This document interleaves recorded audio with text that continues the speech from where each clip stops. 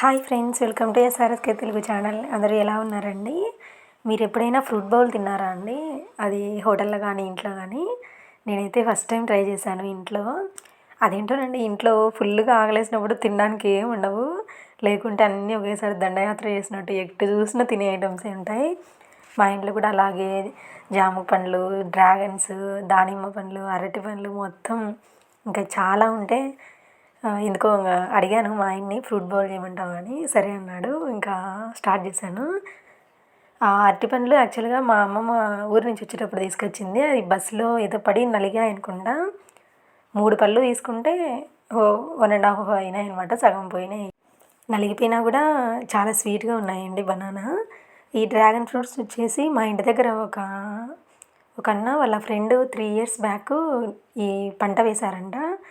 ఆర్గానిక్గా ఎరువులతో పండించారని ఇది రెగ్యులర్గా తీసుకుంటుంటాము మేము. ఇది 3rd టైము 4th టైము తీసుకోవడం. 1 కేజీ తీసుకున్నాము. ఇవి కూడా చాలా స్వీట్ ఉన్నాయండి. వైట్ కంటే నాకు ఎందుకో పింకే ఇష్టం. మీకే ఫ్రూట్ కలర్ ఇష్టమో కామెంట్ చేయండి డ్రాగన్ ఫ్రూట్లో. ఇంకా అన్నీ కోసేసి బౌల్లో మిక్స్ చేసి మా వారికి తీసుకెళ్ళాను. పొమగ్రనేట్ మార్నింగే వచ్చామండి, మా చిన్నోడికి స్నాక్స్కి పెట్టేయాలనేసి. అందుకే కొన్ని ఉన్నాయి.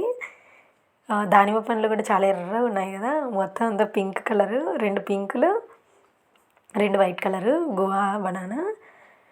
టేస్ట్ అయితే మాత్రం మేము ఫస్ట్ టైం తిన్నాం కదా, చాలా బాగా అనిపించిందండి మాకు. ఎందుకో ఏమైనా ఫ్రూట్స్ తీయగనడం వల్ల లేకపోతే ఎందుకో తెలియదు, అసలు చాలా బాగా అనిపించింది మాకు.